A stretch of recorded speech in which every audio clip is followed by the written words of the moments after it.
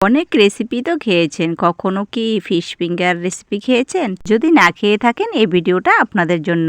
নমস্কার বন্ধুরা, নতুন একটা পর্ব দেখার জন্য সকলকে স্বাগত জানাই। আমি আজকে আপনাদেরকে বানিয়ে দেখাবো ফিশ ফিঙ্গার রেসিপি। তো রেসিপিটা দেখার জন্য সকল বন্ধুদেরকে আমার অনুরোধ রইল। তো দেখুন, তাহলে শুরু করা যাক।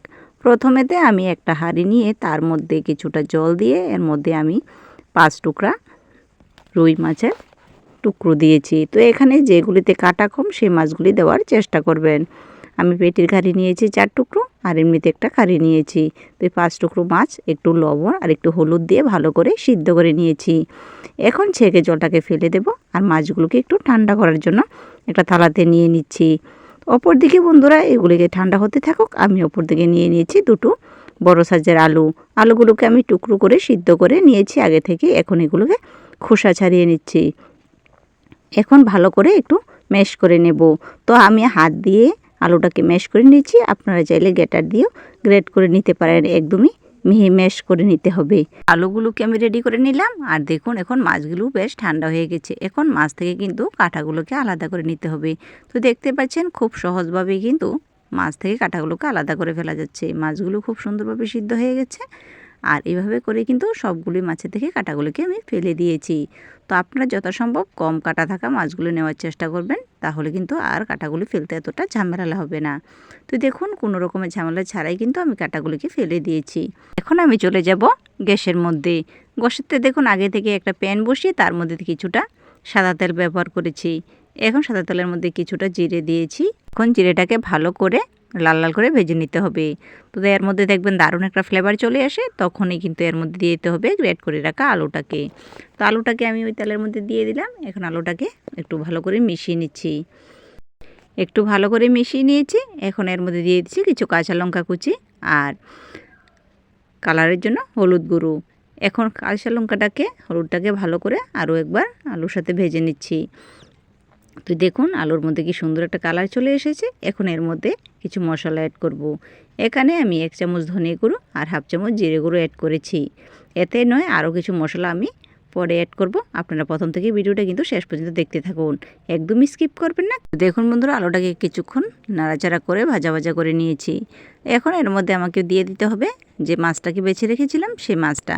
এখন মাছটাকে দিয়ে দিলাম। এখন দিয়ে ভালো করে মাছটাকে আলুর সাথে ভেজে নেব।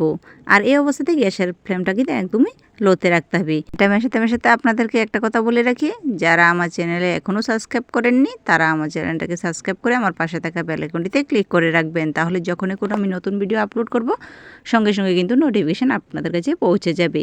আর যারা আমার ভিডিওটা ফেসবুক থেকে দেখছেন তারা অবশ্যই পেজটাকে ফলো করে দেবেন। এখন বন্ধুরা, এখানে আমি 1 প্যাকেট চিলি ফ্লেক্স দিয়েছি, আর দিয়েছি এখানে 1/2 চামচ চাট মশলা আর 1/2 চামচ বিরিয়ানি মশলা।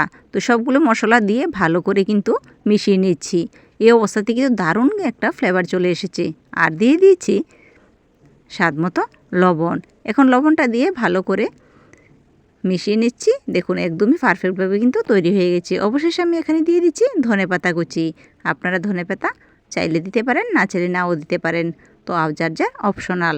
তো এভাবে করে ভালো করে মিশিয়ে নিচ্ছি, আর ঝটফটে কিন্তু তৈরি হয়ে যায় রেসিপি, আর ভীষণই সুস্বাদু হয়। তো বন্ধুরা, আমি একটা থালাতে নিয়ে নিচ্ছি। এখন ঠান্ডা হওয়ার জন্য একটু বিছিয়ে দিচ্ছি। এখানে ঠান্ডা হতে থাকুক, অপর দিকে চলে যাচ্ছি। আমি আর একটা ব্যাটার তৈরি করে নেব। তো দেখুন এখানে নিয়েছি একটা বাটি, আর এখানে নিয়েছি 1 চামচ কর্নফ্লাওয়ার। টেস্টিটা একটু করার জন্য এখানে একটু বিট লবণ আমি ব্যবহার করেছি, আর একটু ঘরের লবণও দিয়েছি। তো দেখুন এখানে অল্প অল্প জল দিয়ে ভালো করে একটা ব্যাটার তৈরি করে নিলাম। তো একদমই পাতলাও না, একদমই ঘনও না, এভাবে কিন্তু ব্যাটারটা তৈরি করতে নিতে হবে। তারপর দেখুন এদিকে এগুলো কিন্তু বেশ ঠান্ডা হয়ে গেছে। এখন এগুলিকে একটু শেপ করে নিচ্ছি।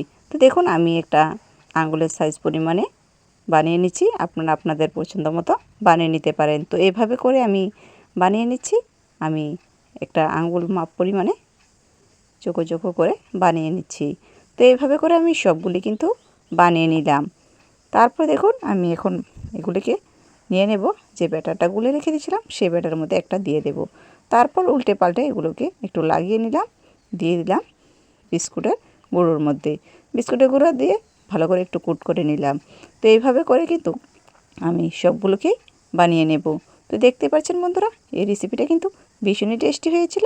আপনারা কিন্তু অবশ্যই এভাবে বাড়িতে ট্রাই করে দেখবেন। আশা করি সকলেরই ভীষণই ভালো লাগবে। তো দেখতে পাচ্ছেন সবগুলোকে আমি কুট করে নিলাম। এখন চলে যাব আবারও গ্যাসেতে দেখুন আগে থেকে কড়াই বসিয়ে তেল গরম করে নিয়েছি। এখন ওই তেলের মধ্যে ঝটফট করে এগুলিকে ছেড়ে দিচ্ছি। এখন এগুলোকে হালকাভাবে ভেজে নেব। তো বন্ধুরা, আমার এই রেসিপি আপনারা কে কোথা থেকে দেখছেন অবশ্যই কিন্তু একটা কমেন্ট করে জানাবেন, তাহলে না কমেন্টে রিপ্লাই দিতে পারবো। দেখুন তেলের মধ্যে খুব সুন্দর করে কিন্তু ভাজা হয়ে যাচ্ছে। এই রেসিপিটা দেখে কার কার জিভে জল চলে এসেছে আমায় একটিবার কমেন্ট করে জানান। আর এইভাবে কিন্তু আপনারা বাড়িতে বানিয়ে নিতে পারেন সকাল কিংবা সন্ধ্যাবেলার স্ন্যাক্স হিসাবে। ঝটফট কিন্তু এই তৈরি করে নিয়ে নিন এই রেসিপি। তো বন্ধুরা, দেরি না করে এভাবে বানিয়ে নিন। তো মাছ তো অনেক রকমই খেয়েছেন, একবার এইভাবে বানিয়ে খেয়ে দেখুন না কেমন লাগে। দেখুন আমি বানিয়ে নিয়েছি, তো সবগুলি কিন্তু আমার রেডি হয়ে গেছে। এখন খাওয়ার পালা। তো বন্ধুরা, আমার রেসিপিটা আপনাদের কেমন লেগেছে অবশ্যই কিন্তু একটা কমেন্ট করতে ভুলবেন না। ভালো লাগলে ভিডিওটা শেয়ার করে দেবেন। দেখুন আমি সবগুলো বানিয়ে নিয়েছি। এখন আমি আপনাদের একটা ভেঙে দেখেছি। উপরটা একদমই ক্রিপসি, ভিতরটা নরম তুলতুলে, ভীষণই সুস্বাদু হয়েছে বন্ধুরা। আপনারা একটিবার এভাবে ট্রাই করে দেখতে পারেন। তাহলে বন্ধুরা, আজকের জন্য এই পর্যন্তই। দেখা হবে নেক্সট ভিডিওতে। সকলে ভালো থাকবেন, সুস্থ থাকবেন। ধন্যবাদ।